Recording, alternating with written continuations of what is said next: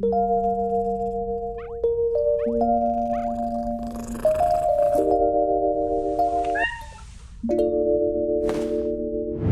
everyone, I hope you're doing well. Today I'll be talking about a video series that I haven't done before.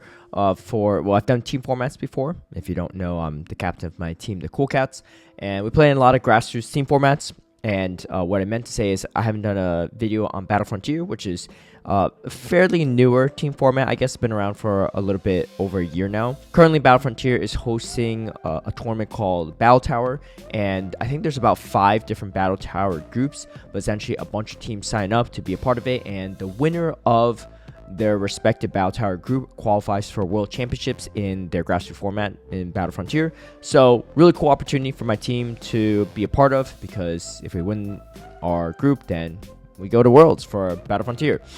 So if you're not familiar with team formats, especially for Battle Frontier, it's 7 versus 7. Obviously, we have about I think 10 members on our active roster, but you bring in 7 players week by week, and you play against the opponent on the other side in your same meta. So it's Great League, Ultra League, Master League, and then 4 different 4 field metas, and I'll talk more about that as we get into battles. But I'll also drop the link down below if you're curious about Battle Frontier, or if you want to create your own team to join it someday, or just join a team that already exists. You play all 3 battles against your opponents, and the first team to 11 points wins, because there's 21 total points, so majority wins the points there. But yeah, let's get into it. I'm covering the first week of Battle Tower for my team. It's Cool Cats versus Gochamaze Salad, I believe. I might have said that, pronounced that wrong. But APAC team, I think mostly Japanese players and maybe some Korean players as well. Before we get into the battles, I want to give a big shout out and thank you to all my patrons who've been supporting my content creation. If you'd like private one-on-one coaching, scrims against me, some of my league guides and strategies ahead of time, or even tune into my live stream battles, feel free to sign up through the Patreon link down below. Getting into this first battle against Gochamaze Salad, we have Auburn versus Cone, and this one, the field metas, is Polaris. We have 2 players in each field meta, so Auburn is our first one for my team, and Cone's the Polaris #1 player for Gochamaze Salad. As you can see, the Pokemon is a little bit different than what you might be used to, but of course it's a restricted meta. Obviously more details down below on what's in the meta if you're curious, but stuff that you don't see very often, like Tyrant to Dene, actually have a lot of play in this meta, as well as Samurott, Shadow Galvantula even. Good plays from Auburn there, going for the double Shadow Ball, recognizing that Shadow Ball is going to do more damage, and he gets the 2 anyway. He's not going to get a 3 Avalanche, so might as well go for the hard hitting move. Grabbing both shields off of Cone. But Bjpawat just barely surviving to get off 1 foul play. That's actually a pretty big foul play. You can see Auburn spamming away, trying to swap out here, and catching a move on the Snorlax. So solid catch, but unfortunately shielding there means that, it didn't do too much for him. But able to optimize off the lunge. However, this farm on the Tyrant just too much, and I think his screen recording ended there, but I think we know what happened. So Gochamaze Salad going up 1 point to 0 against the Cool Cats. Going to this next match here, kind of a weird matchup because all the moves are neutral on both ends, but neutral play is definitely the way to go. Great catch from Cone to catch the Ancient Power on the Snorlax. Let me see the backline of Auburn. So just barely surviving. Man, the health bar on Gochamaze Salad's Pokemon is really coming in clutch for them. And going for the Grass Knot, which is going to be both neutral anyway, so it's going to do a little bit more damage. Does land it, which is kind of nice. And then Lapras should be able to Ice Shard down from this range. But not before taking a super effective Ancient Power, and just like last time to say, very safe into the team of Auburn. But Galvantula's lunge is going to definitely add up, and I assume Auburn probably shields this. Yeah, going to shield it, get another lunge potentially, and the Tyrant's mostly out of the picture, so as long as you double debuff the Sabewai, it won't do nearly as much damage, and then almost getting the Cross Poison off, but not quite. One thing to note in these team formats is you can TM your movesets after you see your opponent's team. Obviously, you're locking your team to 6 before you see that, but you change the movesets to tailor to it. So it makes a lot of sense to run that Cross Poison because you don't really need Discharge for much except for the Samurott. and Auburn's going to finish off that match. So one key thing to know as we go into the second series here, Auburn's screen recording failed for one of them. I don't know exactly which one, but he ended up losing the other one. So Gochamaze is up 2-1 so far. And now this is actually a Great League format. Not standard Great League. There's a point system to it. So it is open Great League, but more meta picks will cost more points. And, you know, lesser meta picks will be free or cost less points. So that's why you don't see, like, you know, a bunch of Gligar, Registeel, Lone Sandslash, Annihilate, stuff like that. But definitely still some meta Pokemon here or there. Volvic on the side of Gochamaze, actually has a pretty solid looking team, I gotta say. For a limited format, there's a lot of really solid picks there. Okay. Arcaven staying in this matchup, taking a lot of counter damage. But does go for the Icy Wind debuff. I like that play. Making this next matchup a little bit easier for the Charjabug. But the question is, if he's shielding the rock side anyway, okay, so he chooses not to shield, which makes more sense. Wait, they went for the Body Slam. Maybe expecting Rockhaven not to shield there? I don't know. Unless he's running Bulldoze for some reason, which is not completely out the question. It's not great, but you'd have a little bit more play into Stunfisk. I think maybe Volvic just thought that there's no way that really great catch actually. No way that Rockhaven doesn't shield there. Catches on the Empoleon, and you can see the customization as well. The moveset right crunch, which is much worse into this matchup, but still enough to KO. And they're getting to the Exorcist, which is pretty big here for Rockhaven. It'll finish it off. All right, kind of a close one. But we are tied up 2-2.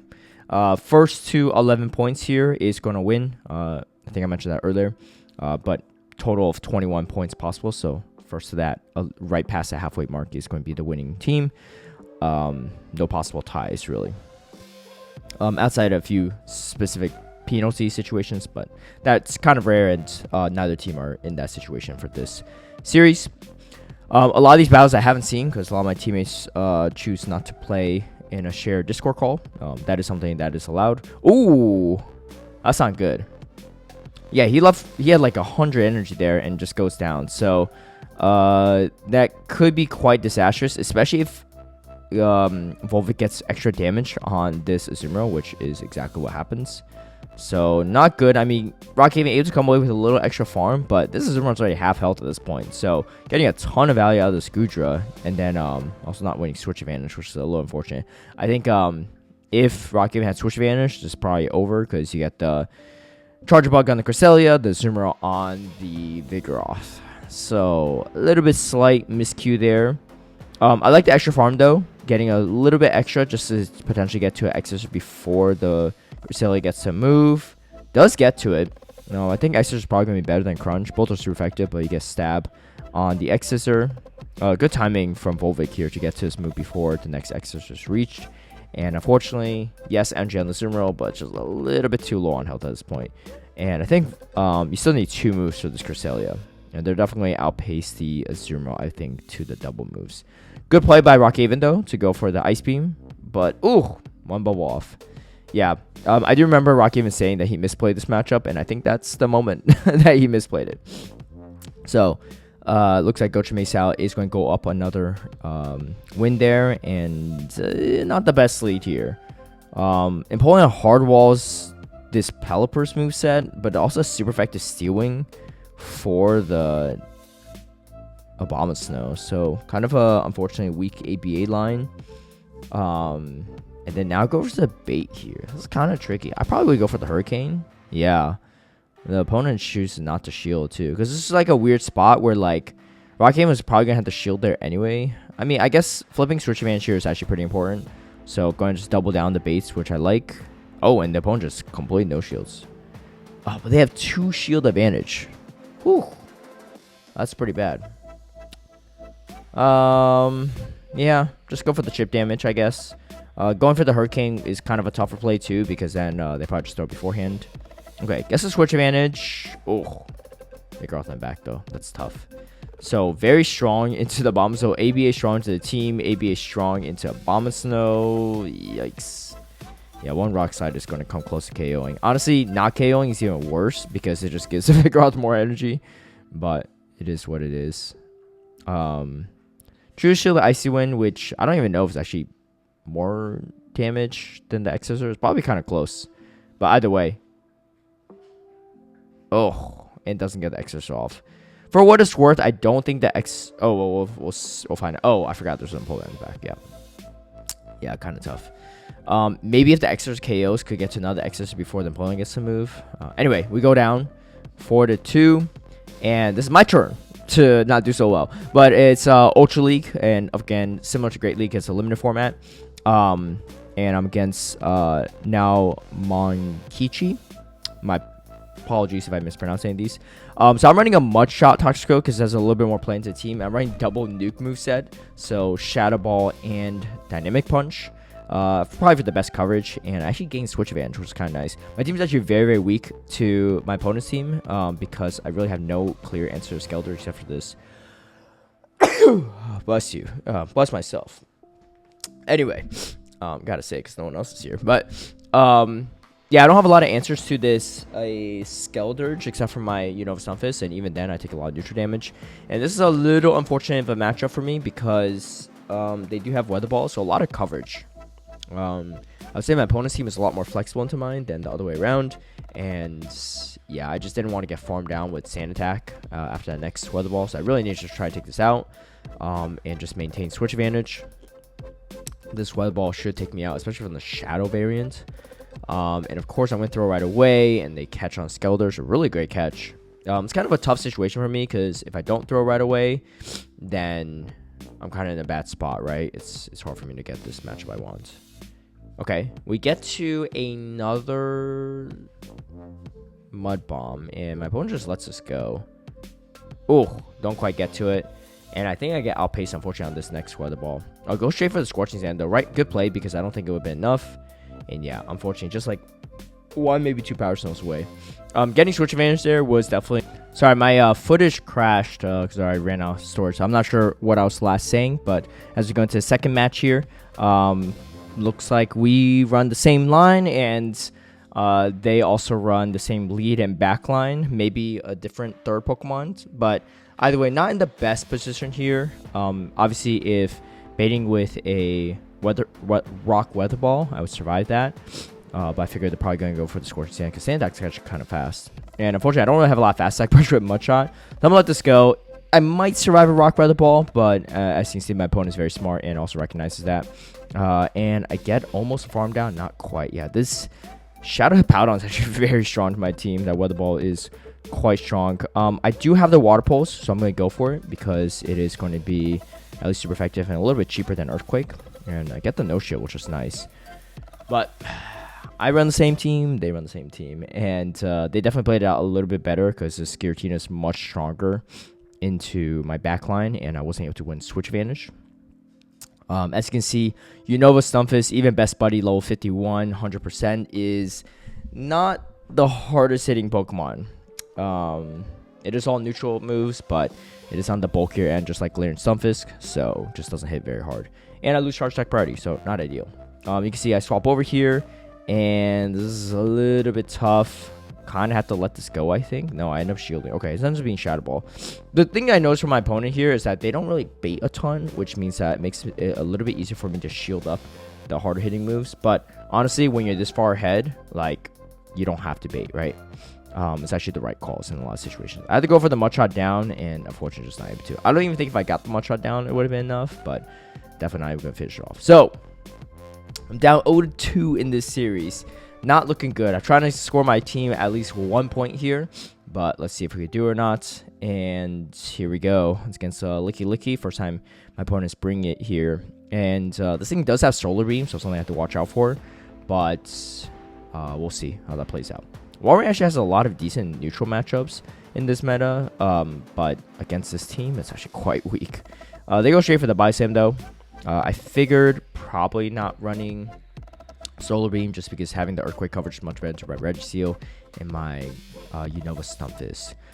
Why I didn't bring Registeel? Because it's very, very weak already to Hippowdon. And the Skeldurge, and both are very, very strong in my team. Alright, going double up here. Force Suspended Shield, but I can win Switch Advantage. I'm actually not in a terrible spot. I'm expecting the Skeldurge somewhere in the back. But they actually bring in the Hippowdon, which actually tells me, I remember at this time, I'm thinking, okay, maybe they have a Giratina in the back. And if that's the case, I'm going to just continue. I probably should throw Water Pulse here, actually. I think it's probably more damage. But if I clear the way for my Trevenant, this is actually pretty good. And I resist the Sand attack, I resist the Scorching Sand, so I had to go Rock Weather Ball, which is not a ton of damage. And here's a Giratina. So, kind of works out for me a little bit. Get the matchup I want. I can't really stay in too long here. I'm going to leave with 1 extra Shadow Claw, just get a slight energy advantage. But yeah, definitely going to just farm up as much energy as possible against Giratina, because Scorching Sand is going to nearly one-shot me, so I want as much energy as possible for this Powdon in the back. Neutral, Mud Bomb's not the hardest thing to move, but again, I'm outside of Rock Weather Ball range, so that's the most important factor for me. So I know they have to go for Scorching Sand if they want to do any damage. So yeah, let's see what they end up doing. That's actually quite nice for the damage. And I figure I just stay in, force them to throw their energy. If it's Rock Weather Ball, I survive it. But they're smart. They go Scorching Sand, and luckily I get the Shadow Claw down. So I get 1 point for my team. Thank goodness, because yeah, it was really looking pretty tough. Polaris matchup number 2. So just like Auburnnnn and Kinecone's matchup, it's going to be fumikoshi versus PolymersUp on my team. And it looks like, yeah, PolymersUp is also going to be running that Shadow Galvantula. Screen a little stuttery right now. And then lets the Dragon Claw go through. Good call there, because not enough to KO. Gets the potentially double Avalanche. Yeah, I'll get another Avalanche here, which is pretty nice. And so grabbing both shields, which is huge. I don't know what is going on with the screen. My apologies. It is flickering though. But this Snorlax is going to start licking down the Tyrants and get a lot of energy. And honestly, the Snorlax has a lot of play into the whole team of fumikoshi. Ooh, kind of an unfortunate charge attack timing, charge attack priority match. I mean, I guess maybe can't really easily lick it down either, but gets the superpower off. I assume this will probably grab a shield to do a ton of damage. Oh, there's no shields. Okay, well that's good. Catching a Surf on the Galvantula, but you kind of need shields anyway. And then getting, ooh, that's big, getting the Cross Poison off. I think the Snorlax might have had a move, and they just full switch down. All right, we're still in this 6-4. Like I said, first to 11, so we're definitely a little bit behind, but we're still not out of it yet. Okay, I think just shielding up there just wants to save some energy. I think if you shield up there, you have the chance to go for the double superpower or the bait situation. Ooh, it's kind of awkward. I don't know if he survives his Dragon Claw. Oh, doesn't survive it. Okay, a little bit unfortunate. I don't know if he was planning on trying to survive that or not, but just doesn't quite do it. Oh, but gets the full Powder Snow down is actually very, very nice too. This Lapras is also very strong in his whole backline, so getting both Shadow Balls off could be nice. I would assume he probably doesn't shield here. Oh, he does. Okay. I was saying because he could survive this, and if he doesn't shield the Frostlass, he could trick the opponent into thinking the Frostlass is not that valuable. But the opponent actually chooses not to shield anyway. So it's actually pretty good because Mana Buzz is going to be very, very strong. Grabbing the final shield. This is a Purified Sableye, so could have neutral return, which is honestly better case situation. But no, the opponent's actually running Power Gem, so it is a Purified Sableye, but Power Gem. Maybe just TM'd it off for some strategic value, which definitely did catch at least me off guard. I don't know if PolymersUp expected that or not, but survives the Power Gem either way, and you know, no shields up at that point. Power Gem was what they're going to throw, so they had a reveal there, but very still close, very close in the end. Power Gem definitely came in handy for them, but just fell a little bit short.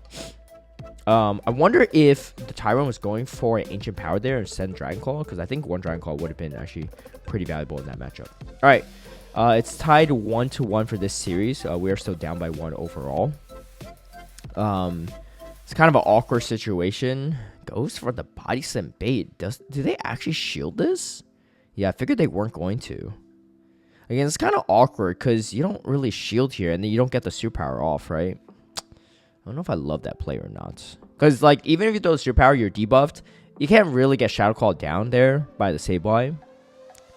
But now you just don't get the damage, right? You could have got, like, if you land the superpower, then he probably could have Fury Cutter this down without even throwing a move. And that's even better for a PolymersUp. Okay, they shield.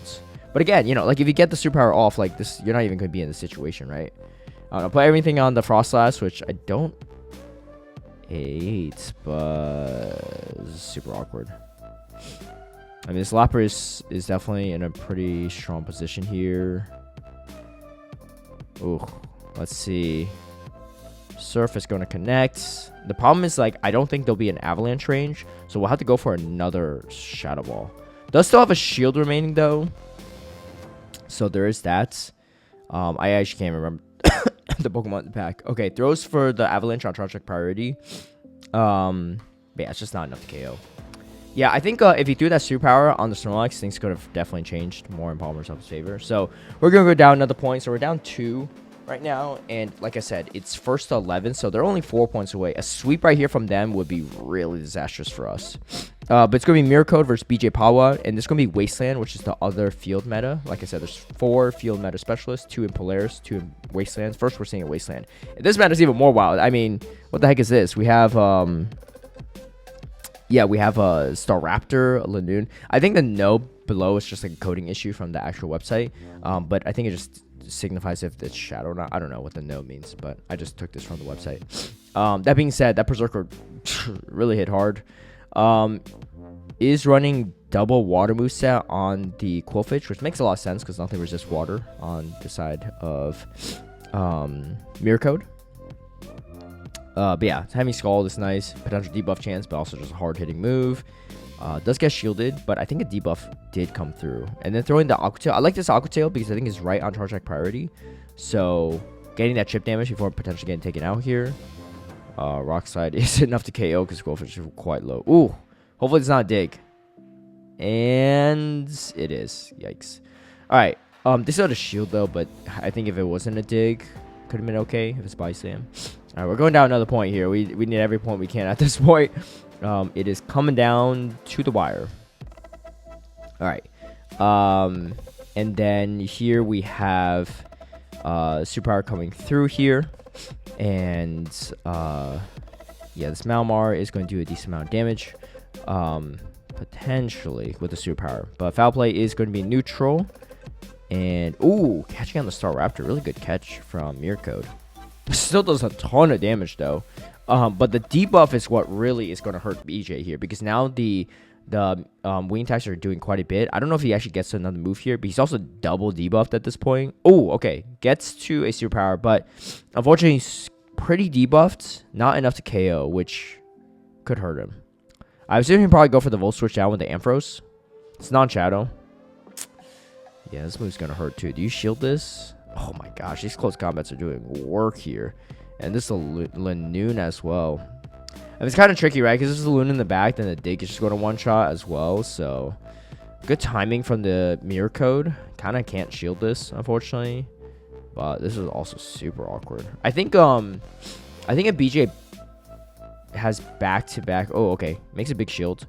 Has back-to-back moves. Could be good. But goes for a Rock Slide like this. Doesn't debuff himself. And then could go straight for the Superpower. I like this play too. I think he outpaces the Berserker on Superpower.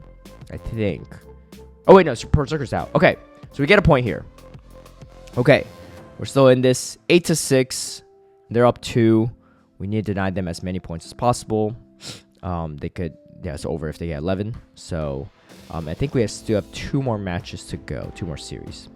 It's going to be another Wasteland and a Master League matchup.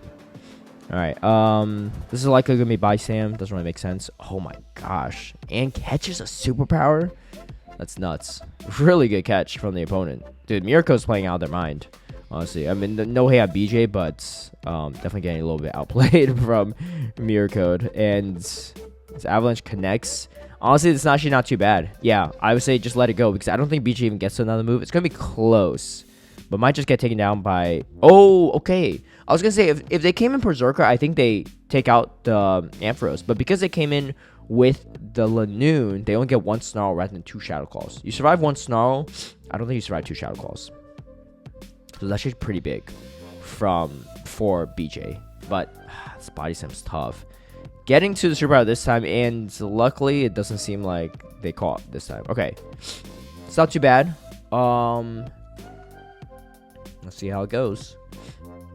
Going to try to get to a Superpower here. Alright, gets to it. And definitely can't risk anything here. I think Rock Slide would have been enough, though. I don't know. I mean, at this point, like, yeah, how do you take that out? I think if you go Rock Slide there, it's so tricky. Yeah, Rock Slide there, and then Super Power does more damage. I don't know. All right, back's a little bit against the wall here. We're down 9-6, and they can only get one more total point. We have 6 battles left, and we have to go 5-1 in those. All right, so we have Monstars here coming in. Master League format, again, just like Great League and Ultra League, it is a point system format, so you can't use like the best of the best. But you know, you still have a lot of decent stuff you use. You can also use Megas. Actually, you can use Megas in Great League and Ultra League, I believe. So, but it's just not really good in Great League or Ultra League. But Mega Blaziken on the side of Monstars, which would be kind of cool because I don't really see that in action much. Okay, gets walled off here. Running Petal Blizzard, which is nice for that extra water coverage, especially against the Premium Arena. And walled off in this matchup. That's a lot of energy for this Melmetal. But Kyogre has a decent matchup here. It is chipped quite a bit, though. I don't know. Honestly, this looks pretty good for the Melmetal. But energy is banked on the side of Monstars' Kyogre. And looking like he has Thunder as well for his coverage move, which I like. Has a lot of play into the other waters, but also not too bad into Dragonite. All right. They go Superpower. Ooh. Yeah, big snipe from the opponent there. But that might be kind of crucial. Ooh, this is tough. Superpower's going to do a ton of damage here, unfortunately. And just not enough. Yeah, he had to go for the farm down because the Melmetal was just going to take him out if he didn't leave with full energy, but just not enough. All right. This is looking bad. We have 5 battles to go. We have to go 5-0 to win this. And let me tell you, I'm showing you all these battles from start to finish in terms of when they happen. I'm not like cherry picking the order here. This is like exactly like this has actually happened in, I wouldn't say real time, but like sequential time. That being said, we're not completely out of it, but we are definitely sweating a little bit. I know Monstars didn't do a match with anyone watching it, so honestly I had no idea how this was going until after the fact. But yeah, lose switch advantage against the Premium Arena. Going for the Surf. I guess doesn't think he could reach the Thunder, which is probably the right call. Oh, wants extra farm. Okay. I mean, it's only neutral here. Oh, as a Stone Edge too. Mega Blaziken Stone Edge. I've never seen this happen before, especially in PvP. Oh my gosh, one shots. Oh man, this Blaziken going to clean up. Yeah, you just shield here and then just demolish the back line. I mean, even for the charm too on the Premium Arena, like you're taking only neutral damage, and there's no way one charm's gonna do that much. Wow, dude, that Blaziken is. It looks like a superhero, and it played like a superhero in a must-win matchup. Okay, pretty solid lead matchup here, and then I actually have no idea how this goes. Goes straight for the Stone Edge. Let's see, what's his backline? Oh my gosh, and he lands it. Wait, they didn't shield that. That's actually pretty massive. I mean, energy on this Dragonite is just barely missed out. Maybe could have thrown the other move there to like potentially grab a shield or just do some chip damage. But yeah, if it got to another Stone Edge, it would be kind of nuts. Ooh, doesn't shield this potential superpower. It's a lot of damage. All right, they come Groudon. Oh, what a big read though. We get the Kyogre. We got the shields. This is definitely not over because Precipice Blaze does a ton of damage. But I think it just shields and just waterfalls us down. Yeah, they go straight forward. That's big. Knows he survives, I guess, and goes for the double serve. Ooh, this is getting kind of close. All right, does one serve KO? I actually forgot the health bar on this. Ooh, dude, not gonna lie, this is a butt clencher of a match, and somehow barely takes it out. All right, we're on our last and final matchup. It is Twastell versus Osamu, and it's going to be Wasteland again, the same meta that BJ played, and we need a 3-0 here to win it. This Mew obviously could be running 1,000 different movesets, but they opted for Volt Switch, which makes some sense. And then, what was that? Was that Overheat? Ooh, and then catching on the Melmetal too. Honestly, this whole team on Gochamaze South side has been making some great catches. Melmetal Mirrors match is a little bit weird. Ends up shielding Super Power, which is actually kind of big. That's a lot of damage mitigated. And then running double Iron Bash on the Melmetal on the side of Twastell side Probably just doesn't want to debuff himself. This next superpower is going to do a decent amount of damage, though. I don't know. Maybe the first superpower would have been worth it. Hard to say.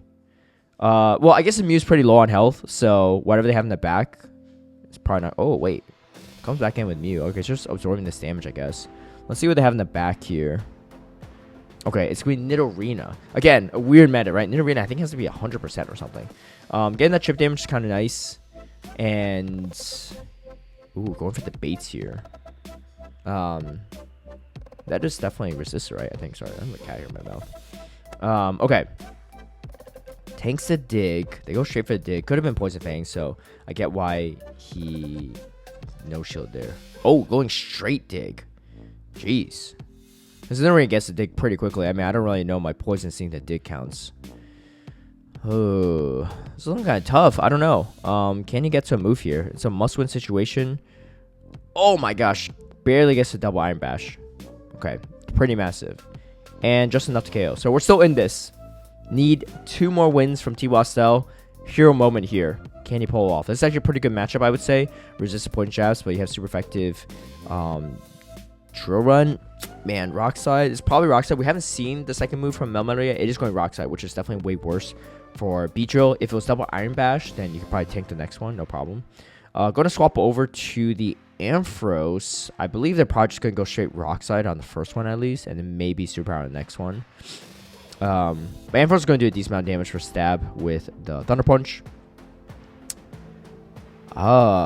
This is awkward. What do you do here? Okay, he lets it go. Survives to get the Thunder Punch off, which is pretty massive. I think his plan was if he doesn't survive, he tries to farm down. Okay, getting both shields is pretty big for Twastell. I mean, what's in the back that really is going to hurt the Beedrill, right? It's probably going to be the Frost Ice or Furo. But energy on this Melmetal is going to be super nice. And I get what they went superpower, just to reduce the farm a little bit. And then going double Iron Bash. Not the hardest hitting move, but that's decent. And they go for superpower, which is a slightly harder hitting move, even non-stab. As you can see, it does a decent amount of damage. And oh, in comes the Frost Ice. Okay, so I don't know. This is kind of weird. Frost Ice is going to pretty much one-shot the Beedrill. The Shadow Ball does a lot of damage to the Melmetal as well. So let's see how this plays out.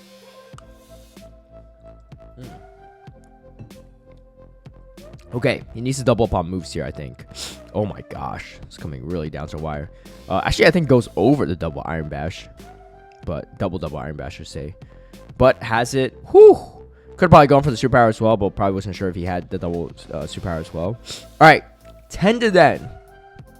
Big clutch moment from both players here. See what they could do. This is not a great lead for the Malamar. But you do get a superpower off first and just swap out. But Skuntank is kind of going to be a take down by committee kind of situation. Flamethrower is going to do a ton of damage here. And he ends up shielding correctly, which is kind of nice. I'm surprised they didn't go for the crunch bait there. But I noticed that their team as a whole doesn't really bait a ton, actually. Which, generally speaking, I think is a good idea if you're ahead. But this matchup is kind of awkward on both ends. But yeah, he does have the Nidorina for the Melmetal, so I get why they didn't shield, because you're just going to land a lot of moves either way. But this Melmetal might be able to take out the Nidorina. And yeah, it's pure poison type. It's not poison ground, so like Nidoqueen, so the Thundershock is actually neutral. Oh, this is interesting. Do you just Cycle Cut down? Yeah, going for the Cycle Cut down on the Nidorina. Does he shield? No. Okay, Dig is going to do a decent amount of damage here. I don't even know how much. Actually, that wasn't too bad. I thought it was going to do a lot more. Okay, throws the Foul Play. I don't know. Could have potentially farmed down there. But, I mean, I wasn't counting, so who knows. Goes for superpower. I like this play a lot. Has Skuntank in back. Skuntank in the back is pretty strong. Oh, okay. Oh, he's running bites, actually. That's kind of nuts. Because that's just going to be a much better matchup against this Melmetal. And no shields the first. Rock Slide. Whew. Again, this is going to be a close one. Obviously, they shield up, but this bite is adding up. Oh, and the debuff, too. Oh, and shielding, because wants to get the extra bite damage off. Forcing the energy from the Melmetal. I don't know. Maybe save the shield for this. Maybe just doesn't want to get Thundershock down. Outpaced on the Malamar against the against the Melmetal to win it all. Wow, we were definitely behind in that series. I was obviously a contributing factor of our deficit, but Clutch plays, big clutch plays from Monstars to go 2-1 back against the wall. He couldn't lose a single game after that first one. The Mega Blaze game came in like a champ. And then speaking of champs, Twastell clutched it for a whole team. So pretty nutty stuff from Twastell in the end there. And yeah, we end up beating Gochamaze. Salad 11-10. It doesn't get closer than that. Outside of any potential ties, we had the rematch because of the tie. But yeah, huge performance from Twastell. Rest of the team, though, definitely contribute, right? Like, any additional point we give up, even if we lost a match 1-2, we go 0-3 or something, could have been disastrous for us. But I think every single person on the team at least brought in 1 point, which definitely helps, as you can see, as I added up. But yeah, fantastic games to Gochamaze Salad. Honestly, I feel like throughout the series, they, across the board, played better than us, but a few key moments in the end there was able to net us a victory. But yeah, big ups to them as well for a really closely fought week. And that's only week 1 of the Battle Frontier Battle Tower. I believe there's 5 total weeks, so I would try to produce at least one of these videos once a week or so for those that want to follow along with the formats. Maybe other people scouting out our team or trying to build up their own teams for Battle Tower could take some steal some teams from our squad. I don't think there's really a lot of teams worth stealing from this week because we kind of performed poorly collectively outside of a few matchups. But yeah, that's going to do it. If you like this format, feel free to drop your comments down below, or if you have any questions on it, let me know as well. But team format's a ton of fun as well. We'll be moving on to next week. It's a Swiss format, so even if we lose next week or lose any weeks, we still play out all 5. But I think only the winners of it that goes 5-0 in the Swiss format gets the auto qualification for Worlds. If you like this video, feel free to give a like and share, subscribe for future content, hit that notification bell to get alerted when I post a new video. And if you're scouting our team and your future opponents, good luck. You might be in the next one. But anyway, have a good one and catch you later.